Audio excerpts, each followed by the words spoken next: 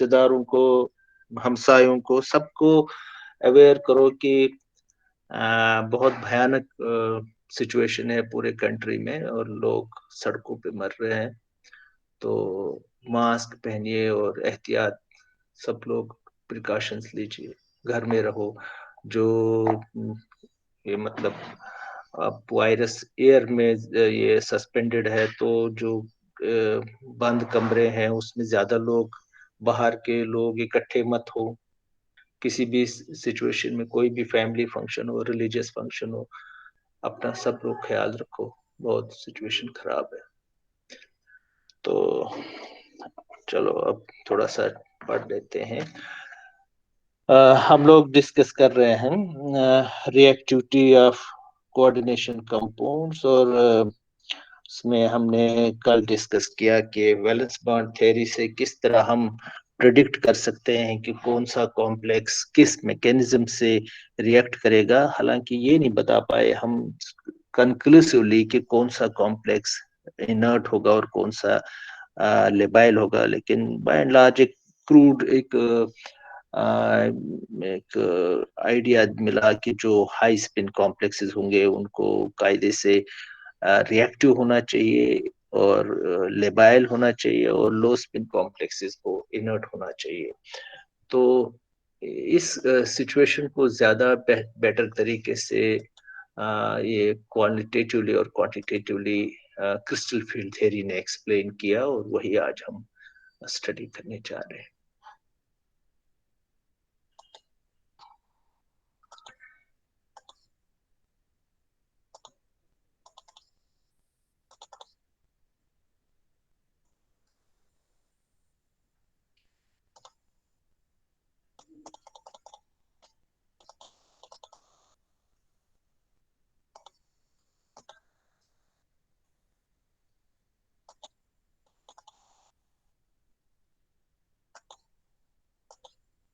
Yes, तो crystal field theory का जो बेसिक फंडा है कि उसका मतलब मेन हाई पॉइंट जो था कि जब लिगेंड्स अप्रोच करते हैं एक मेटल आयन को और एक नेगेटिव डाइपोल्स, तो मेटल और लिगेंड के बीच में एक अट्रैक्टिव फोर्स गाइड करती है, जिसकी वजह से लिगेंड्स जो है मेटल के नजदीक आते हैं। मेटल को प्रिज्यूम किया गया था एक पॉजिटिव चार्ज एंटिटी है, और लिगेंड्स जो है या तो नेगेटिवली चार्ज्ड एनाइंस हैं, या अगर कभी न्यूट्रल मॉलिक्यूल्स हैं तो उनके पास एक डाइपोल है, जिस डाइपोल का नेगेटिव एंड मेटल की तरफ आ जाता है, क्योंकि एक पॉजिटिव नेगेटिव इलेक्ट्रोस्टैटिक अट्रैक्शन है।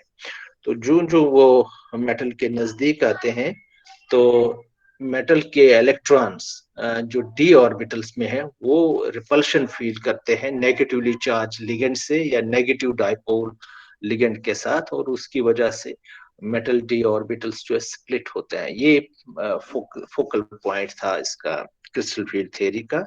और इस दौरान एक रीअरेंजमेंट होता है इलेक्ट्रॉन्स का डी ऑर्बिटल्स में, जिसको हमने बाद में एक एनर्जी की फॉर्म में कैलकुलेट किया, जिसको हमने बोला क्रिस्टल फील्ड स्टेबलाइजेशन एनर्जी, जो एक एक्स्ट्रा स्टेबिलिटी मॉलिक्यूल को देता है ये rearrangement of electron, non bonding electrons की वजह से। तो क्रिस्टल फील्ड थ्योरी का फोकस इसी पॉइंट पे है कि क्योंकि रिएक्टेंट्स जब रिएक्ट करते हैं, कॉम्प्लेक्सेस जब रिएक्ट करते हैं, तो हमने पढ़ा कल के दो मेन मैकेनिज्म है, एक तो एसोसिएटिव और एक डिसोसिएटिव। दोनों सिचुएशंस में मेटल कॉम्प्लेक्स की ज्योमेट्री चेंज हो जाती है जब वो एक्टिवेटेड कॉम्प्लेक्स बनाता है या इंटरमीडिएट बनाता है। और इस दौरान जब ज्योमेट्री चेंज होगी तो डी ऑर्बिटल्स का स्प्लिटिंग सीक्वेंस वो भी चेंज होगा, और उसकी वजह से कॉन्सिक्वेंस ये होगा कि जो क्रिस्टल फील्ड स्टेबलाइजेशन एनर्जी होगी वो भी चेंज होगी रिएक्टेंट के मुकाबले में। ट्रांजिशन स्टेट या एक्टिवेटेड कॉम्प्लेक्स कहिए या इंटरमीडिएट कहिए, इनकी ज्योमेट्री डिफरेंट होगी रिएक्टेंट के मुकाबले में, क्योंकि या अगर डिसोसिएटिव मैकेनिज्म ऑपरेट कर रहा होगा तो एक लिगेंड का लॉस होगा और 5 कोऑर्डिनेट का कॉम्प्लेक्स बनेगा।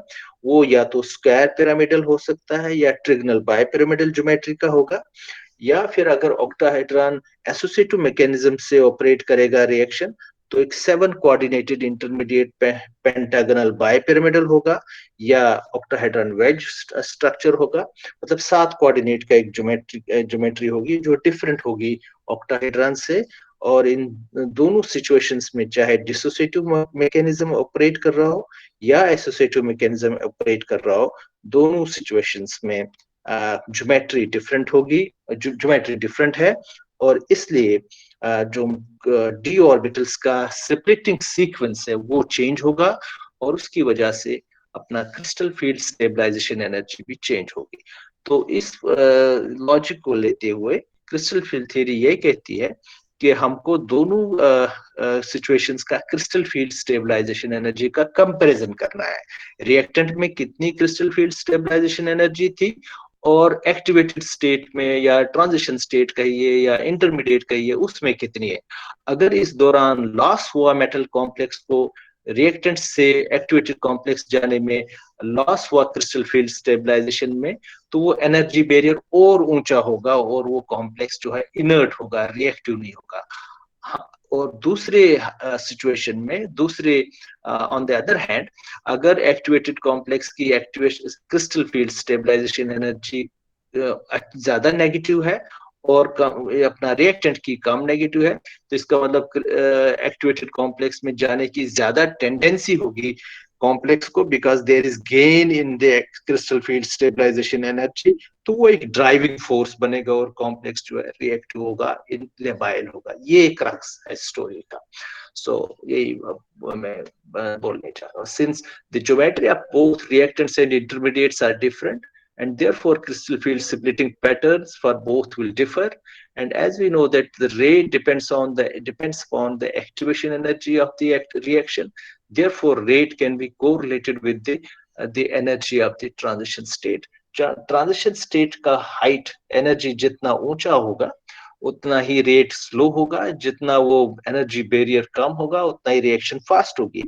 तो क्रिस्टल फील्ड स्टेबलाइजेशन एनर्जी एक फैक्टर है जो उसको एड ऑन कर सकता है, ऑगमेंट कर सकता है उस एक्टिवेशन एनर्जी को, या उसको डिक्रीज कर सकता है। अगर एक्टिवेशन एनर्जी को इंक्रीज किया क्रिस्टल फील्ड स्टेबलाइजेशन एनर्जी ने, तो कॉम्प्लेक्स इनर्ट होगा, अगर उसको डिक्रीज किया तो लेबाइल होगा। सो यही नहीं, ये नहीं कह सकते हम कि क्रिस्टल फील्ड स्टेबलाइजेशन एनर्जी ही कंट्रोल करती है पूरी रिएक्शन को। ये एक फैक्टर है जो अगर ये मतलब ये इंक्रीज हुई क्रिस्टल फील्ड स्टेबलाइजेशन एनर्जी तो कॉम्प्लेक्स जो है इनर्ट होगा, अगर मतलब डिक्रीज हो गई तो ये मतलब लेबाइल हो गया। नहीं, अगर crystal field stabilization energy intermediate में ज्यादा नेगेटिव है तो वो स्टेबल है एज कंपेयर टू, ज्यादा स्टेबिलिटी है एज कंपेयर टू रिएक्टेंट के, तो वो लेबाइल हो जाएगा। और अगर उसकी कम है क्रिस्टल फील्ड स्टेबलाइजेशन एनर्जी, तो एक रिलक्टेंस होगा, रिएक्टेंट क्यों जाए उस तरफ जहां उसको लॉस हो क्रिस्टल फील्ड स्टेबलाइजेशन एनर्जी का। सीधी बात है कि अगर लॉस हो किसी बंदे को किसी डायरेक्शन में जाने का, तो वो हिचकिचाएगा। अगर अगर गेन हो कहीं किसी डायरेक्शन में जाने का, तो वो जल्दी जाएगा। तो गेन का मतलब है लेबाइल और लॉस का मतलब है inert. Unfortunately, transition state exists for such a small period of time that structure of reactant and transition states cannot be correlated. Exact structure आप नहीं निकाल सकते। So हमारे पास एक आइडिया ही है कि 5 कोऑर्डिनेट का स्ट्रक्चर क्या है, या तो ट्रिगनल बाइपिरामिडल है या स्क्वायर पिरामिडल है। One of the factors that includes the activation energy of the reaction is that's included in the activation energy is crystal field activation energy, which is difference of crystal field stabilization energy of the intermediates and that of the reactants. In dissociative nucleophilic substitution reaction, जिसको हम SN1 mechanism बोलते हैं, intermediate 5 coordinate का होता है, because first step, which is slow step, involves breaking up the old bond, and the octahedron complex gets converted into 5 coordinate complex, which may be a square pyramidal or trigonal bipyramidal geometry. So square pyramidal इसलिए ज्यादा ये possibility है because there is minimum geometry change when you go from octahedron to the square pyramidal. There is no change in the position of the bonds. Only one bond has been removed. The rest structure is square pyramidal. So then the square pyramidal reacts with the incoming ligand in a fast step and generates the substituted product. So in associative nucleophilic substitution reaction involves two steps in which the attacking ligand takes the metal ion from before detachment of the ligand takes place. In this process octahedron wedge, so जिस face में octahedron के triangular faces होते हैं और 8 faces होती हैं octahedron की triangular faces, तो जिस फेस पे के सेंटर से ये गुजर रहा है अपना लिविंग ग्रुप, उसी फेस पे एक इनकमिंग ग्रुप जुड़े तो इसको बोलते हैं ऑक्टाहेड्रॉन वेज, और फिर उसमें अगर रीअरेंजमेंट हो तो ट्रिगनल पेंटागोनल बायपिरामिडल बन जाता है। तो इस फिर इससे लॉस हो, अगर इसी ज्योमेट्री से लॉस हो एक्स का, तो ये एक सब्स्टिट्यूटेड प्रोडक्ट बन गया। तो crystal field activation energy can decide about the feasibility of the formation of an intermediate. So difference of crystal field stabilization energy of the intermediate and the reactants is called crystal field activation energy. तो ये difference जो reactants की crystal field stabilization energy और intermediate की stabilization energy में जो difference होगा, that is known as activation energy, crystal field activation energy. So crystal field activation energy is one of the important factors among various factors, other factors that can decide the height of the energy barrier, the height of the activation barrier for the reaction. And we know that the height of this energy barrier decides the reactivity of the complex. Since activation barrier is directly related to the reaction rate of the reaction, crystal field activation energy can be treated as deciding factor behind labile and inertness of a complex. So explanation of crystal, the dissociative nucleophilic substitution reaction, dissociative nucleus involves square pyramidal, S is additional, square pyramidal complex as an intermediate on the basis of the different factors that affect this should be A, affect the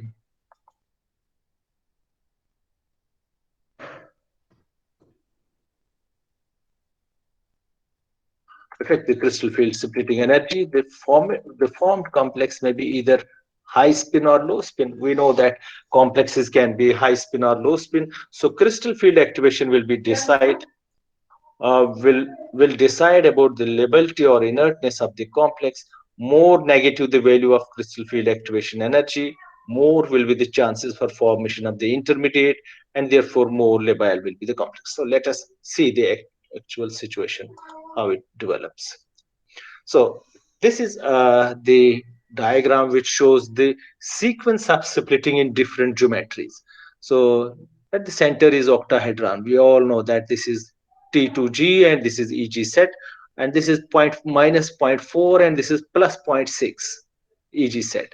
Look at the square pyramidal geometry. The sequence of the orbitals is dxz and dyz are having lower energy, lower than the T2G set in the octahedron geometry. This is about 0.5, minus 0.5, and dxy has about minus 1, and dz square has plus 0.1, and dx square plus minus y square has almost about 1, almost about plus 1. So this is sequence of the orbitals in the square pyramidal geometry, which is expected to be intermediate geometry of the intermediate in if the complex reacts by a dissociative mechanism. So obviously the electrons will be filled in these orbitals according to the Auerbach principle, Pauli's principle, and then the Hund's rule, and the crystal field stabilization energy for different configuration will be different. In the square pyramidal, it will be different in the octahedron. So this is the crystal field stabilization energy in the octahedron. This is crystal field stabilization energy in the octahedron. Just let us take the example of D1 case. If it is D1, so its crystal field stabilization energy in the reactants octahedron geometry is minus 0.4 delta 0. And whereas in the case of square pyramidal, it will be minus 0.5. So there is gain of crystal field stabilization energy. So when the reactant gets converted into an square pyramidal geometry by a dissociative mechanism, there is gain in stabilization energy. Therefore, complex will happily go towards this conversion of this octahedron into square pyramidal, and therefore complex will be labile. The second electron, if you have D2, it will be minus 0.8 in the case of octahedron. It may be 0.10 in the case of square pairs. Again, there is gain. So D1 configuration is labile, D2 is also labile.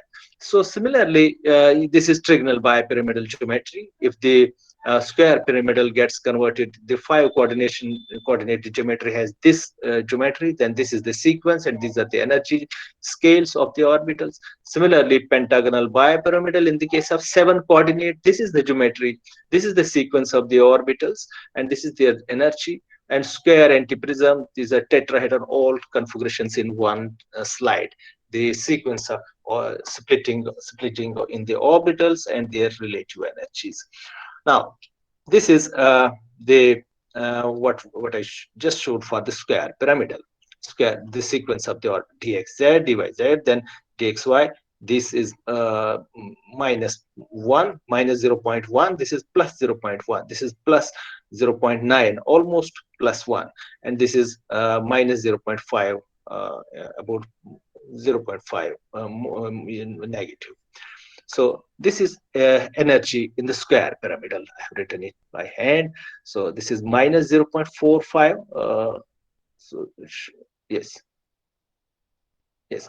Dq, if you write it in terms of the dq, if I write delta 0, then it should be 0.45. So 10 dq is other scale. So I've written it minus 4.5 dq. This is minus 0.9 dq. This is plus 0.9 dq, and this is plus 9.0 dq. The energies of these orbitals in the square, and this is the table which will show whether a complex is labile or inert on the basis of crystal field activation energy. So for D1, if this is lability and inertness for the complexes, if the complex is reacting by SN1 mechanism, and if the complex is in the high spin state. For D1, D2, and D3, there is no high spin, low spin situation. So simple is that crystal field stabilization energy for octahedron is minus 4 dq for one electron, and for the square pyramidal it is minus 4.5 dq, because I just shown that this is minus 4.5 dq down. So there is gain of, what is crystal field activation energy? It is minus 0.5. So this is negative. The crystal field activation energy is negative. That means it decreases the barrier height, and therefore compound is bound to be labile, reactive. Go to the D2 situation, it is minus 0.448, and this is 4.5 and 4.5, because there are two orbitals of same energy. Second electron is bound to go here, first one will go here, second one will go here. So minus 4.5 and minus 4.5, that is 9 dqs. So 9 minus 1, there is minus 1 dq. So crystal field activation energy is negative again. So it decreases the height of the energy barrier and makes the complex more labile, more reactive. Let's go to the D3 situation. For octahedron, there are three orbitals of same energy, so it is minus 12 dq. But for look at the square pyramidal, third electron has to go here, and this is 4 and 4, 4.5, 4.59, 9 plus minus 0.9, so it is minus 9.9. So look at this, it is minus 9. Now there is a loss of crystal field stability. The activation energy is plus. So plus means it gets added to the barrier height, and therefore makes complex more resistant, more reluctant to react, and therefore it is an inert complex, right? So D3 is an inert situation, right? The high spin situation starts from the D4, right? So if it is D4, the fourth electron, if it is an high spin complex and it's d4, the fourth electron has to go into eg orbitals in an octahedron situation. So it was for 3, it was minus 12 dq. The fourth electron will go in the eg orbital having plus 6 dq, and 12 minus 6 is minus 6 dqs. And look at the square pyramidal, the fourth electron will have to go here, plus 9. So it will decrease, this and this will cancel. So we're left with the 9 dqs. So 6 dqs versus 9 dq. So it is minus. So there is, it decreases, the crystal field activation energy is decreased, decreasing. It is getting subtracted from the barrier height, and therefore it will make complex more reactive. So D4 is highly reactive. D3 was inert. D1 is reactive. D2 was also reactive, but D3 should be most, D4 should be most reactive, because there is huge decrease in the crystal field activation energy, 0.3, 3.0, not 0.3, 3.0. So it should be very highly reactive. Look at D5. There is crystal field, stabilization energy 0. In the octahedron, it is 0. So nothing, you cannot say the crystal field stabilization has no role in deciding whether the complex is reactive or inert in this situation, in the D5. Let's go to the D6, which is high spin complex. We have T2G, 4 and EG2. That's the configuration. 4 electrons in the T2G and 2 electrons in the EG set. 4 electrons here and 2 electrons here. So 4 electrons here means 4, 4, 16 decals, and 2 electrons here means 6 and 2, 12. So 16 minus 12 is 4 decals. So that is minus 4 decals for D6. And look at the D4, D6, 1, 2, 3, 4, and 5, and 6 one has to go here. So this is minus 0.45, minus 0.45. So minus 0.45. So again, there is gain of crystal field stabilization energy, and activation energy is negative. This will get subtracted from the energy barrier, and therefore complex will be slightly reactive. There is gain, but gain is very small, and therefore complex must be nevertheless reactive towards substitution reaction. Look at D7. For D7, in the octahedron geometry, I will have 5 electrons here and 2 electrons here. 5 into 4 is 20. 6 into 2 is 12. 20 minus 12 is 8 decals. So that is 8 minus 8 decals for D7. And look at the this is 2 electrons here, 2 electrons here, 4, 5, 6, and 7. So 4 electrons in these two orbitals mean 18 minus 18. Yes, minus 18, and this and this and this cancel each other, and 18 minus 9 is 9. So we have 9 here.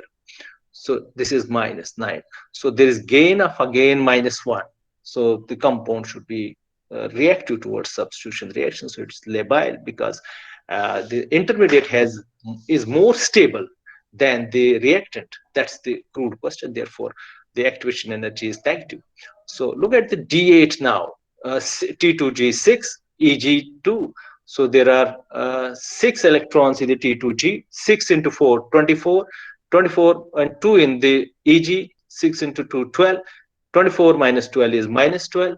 And for the square pyramidal, it is 9 minus 9.9.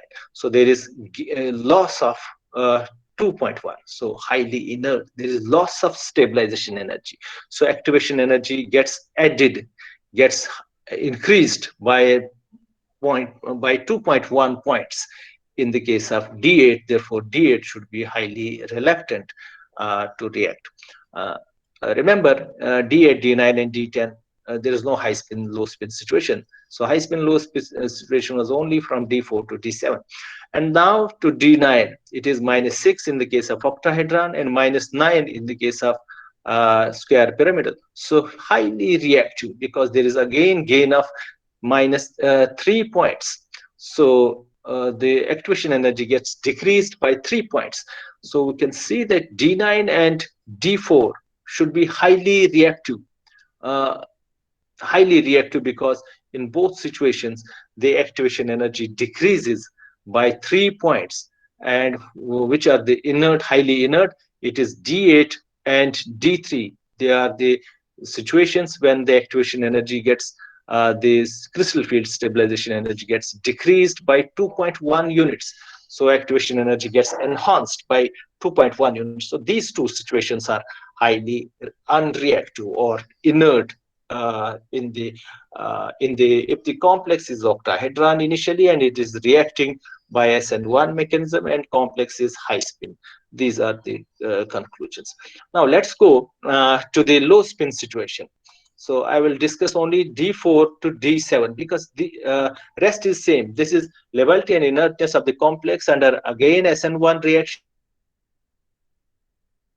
in the low spin state. So three rows on the top and three rows on the bottom will be same because these are D1, D2, and D3. No question of high spin, low spin, and D8, D9, and D10. No question of high spin, high spin, low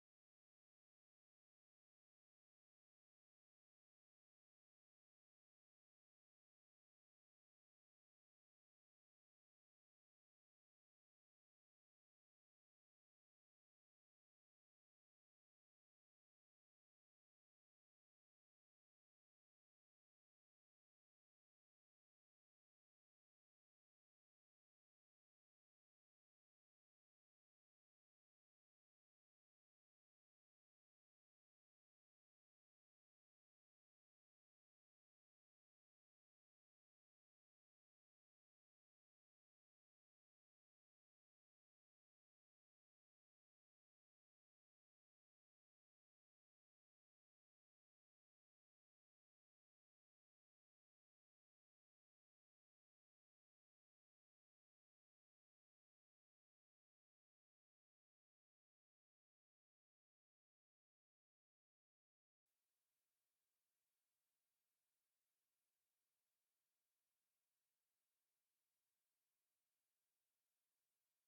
So these are the decrease in the activation energy by 3 units. Now it is increase in activation energy by 1.6 units, and therefore it is inert. Look at the D5, which was zero. Crystal field stabilization energy was silent. It could not say whether the complex is labile or inert. Just I should remove it here. Uh, there is nothing. It is silent. Uh, but look at the low spin situation. All 5 electrons in the T2G. So 5 into 4 minus 20. And if you add up the electrons in this situation, yes, in this, 2 of them will go here, 2 here, 4, fifth one will also go here. So 1, 2, 3, 4, no, 1, 2, 3, then 4 and 5th. So these two orbitals will have two electrons. So this is 4.5, 4 times. Yes, 4 times. So 9 into 9, 18, 18 plus 0.9. This is 18.9. Yes, 18.9. This 18.9, 20 versus 18.9. So there is, loss of 1.1. So compound is again inert because activation energy has increased. Then D6 is 24 because all electrons in the lower orbitals, and this is 19. Again, there is huge increase in the activation energy and highly inert complexes. This is highest increase in the activation energy, 4 point. So D6 complex are the ultimate inert complexes. And I must add here, all the mechanisms that we will study in the future lectures, they have been developed by studying the D6 complexes, because these are the complexes which react very, very slowly. And you could trace the progress of reactions by normal tools, by simple titration techniques. Otherwise, if the reaction is quite fast, you cannot monitor it, you cannot follow the rate at which the reaction is happening. Because how you find out the rate of reaction? You monitor the change in concentration with time. If the concentration is happening, the change in concentration is happening so fast that whole reaction completes within the seconds, you cannot obviously progress monitor the progress of the reaction. On the other hand, if the reaction is happening slowly, you can monitor the change in concentration with time, with even the normal techniques, which are not sophisticated techniques. So therefore, it is you can monitor the mechanism, you can find out the develop the mechanism of reaction quite easily. So all the reaction mechanisms, all the conclusions that we will read in the next lectures, they have been developed about the octahedron complexes by studying the octahedron low spin complexes, because these complexes react slowly. Why they react slowly? Because they are highly inert, right? Look at the D7, it is minus 18 and it is 18. So slight change, slight decrease in the activation energy, and therefore slightly labile. And D8 and D9, they are same as in the earlier table, 2.1 and 3 minus 0. Look at this, plus 2.3. They are D8 is again, inert, and D9 is, labile in both situations, right? So this is if the complex reacts with the SN1 mechanism, and if the situation is high spin or low spin. Now let us go to the other situation. If the complex is not reacting by the SN1 mechanism, it is not following the dissociative mechanism, it is not forming the 5-coordinate intermediate, or rather it is following the SN2 mechanism, or with what we call associative mechanism, that the intermediate is not of the 5-coordinate, it is of the 7-coordinate. Associative nucleophilic substitution involves formation of a 7-coordinate intermediate. So crystal field activation energy for the 7-coordinate complexes containing metal ion in the high spin state, and prediction about the level. So again, we will have the two situations, high spin and low spin. This is pentagonal bipyramidal, the sequence of the energy of the orbitals, dxz and dyz at one energy, then dx square and dxy at the another energy, and dz square at the higher energy. The more closely look at this, the energies, this is slightly lower than the T2G. It is about minus zero point 0.5, and this is about 0.4, 0.3, 0.35 something, plus, and this is about zero point 0.5. Not zero point 0.6, it's about zero point 0.5. So this is the sequence of energy, the sequence of orbitals and their energies. Now, labality, this is SN1. Yes. This is exactly what I have written here. Dx and dyz at minus 5.3, and dx square minus y square and dxy at plus 2.85, and dz square at plus 4.9. Right? So if this is the situation, let's now develop a table. So D1 is for octahedron, same situation. I will not repeat it. Just where high spin, this is high spin octahedron, and this is the change, the crystal field stabilization energy in pentagonal bipyramidal now. So first electron goes here, so energy is minus 5.3. So it was 4.0. There is gain of 1.3. So activation energy decreases by minus 1.3, and therefore complex should be labile. Second one, D2 minus 8, and this is double of this, 10.6. Again, huge decrease in the activation energy, therefore complex is labile. Third one, D3 minus 12, and look at the here, third electron has to go here because it's a high spin complex. It will, the electron will go in the higher energy orbit. So this will be decreased from 10.6, 2.85 will be decreased, and this becomes 7.75. So 12 versus 7.75. Now this is loss of 4.4.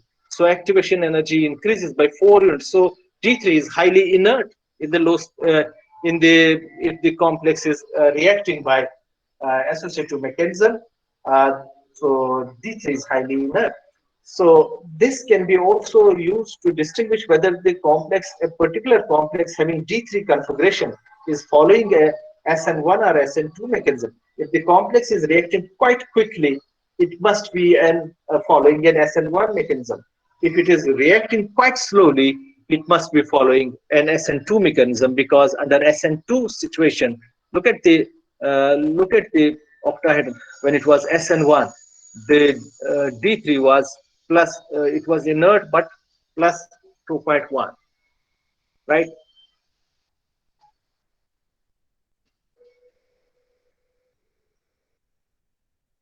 Now it is inert here by 4.25. So this is huge difference between the square pyramidal and the pentagonal bipyramidal. Let us go to the D4 situation, which in the high spin state here in the octahedron, this is low spin. High spin state was labile and low spin state was inert. Let's look at this situation here. So it is -6. Uh, this is high spin, yes. This is -6 in the case of high spin, and it's 4.49. Again, it is inert, but to some extent, D5 0 because the high spin situation. So silent. एक second. Hello, हाँ जैबुनिसा. Hello. वालेकुम सलाम. हाँ, वो एक ही compound भेजा उसने, अमनप्रीत ने.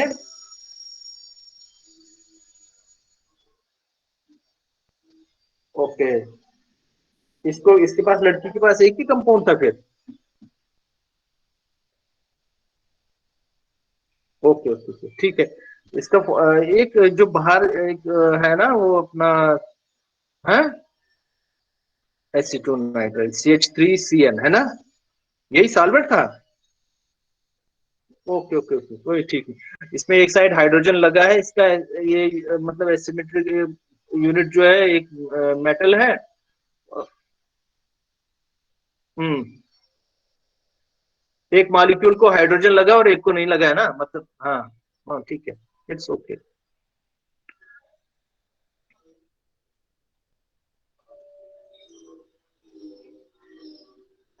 ओके ओके ओके, ठीक है.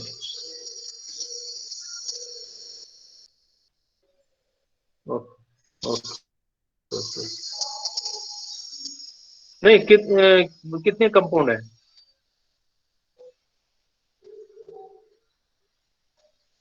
हाँ हाँ, ठीक है ठीक है ठीक है. ओके. तो so D5 is silent. Let's go to the D6. It is high spin state situation and -4 versus 5.28. Again, there is loss of crystal field stabilization energy and therefore labile. D7, there is again uh, loss in gain of crystal field stabilization energy from going from reactant to the product, reactant to the intermediate, and therefore activation energy decreases. And labile.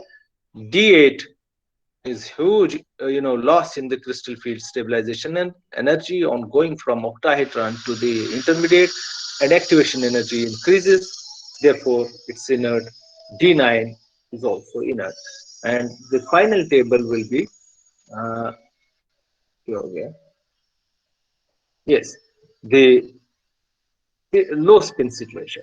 तो इसमें भी first 3 lines और last 3 रोज same होंगी. well, the D4, D5, D6 and D7, these are the different situations. So D4 was -16 and it is now -21, so which is -5 point labile. D4 is labile. So D4 was inert in the high spin situation. It is labile by huge margin, minus zero point 0.4. Activation energy decreases by huge margin. So there is gain in crystal field stabilization energy in this pentagonal bipyramidal as compared to the octahedron. So D5 is again labile inert because there is increase in the activation energy. D6 is uh, you know D6 is again inert by huge margin. So D6, whether the complex reacts by SN1 or SN2, it will be inert in both situations. D7 is again inert. Let's look at the D7 at the low spin situation. D7 in the low spin situation was labile, minutely labile. And if the complex reacts by SN2, uh, uh, it is inert by huge margin.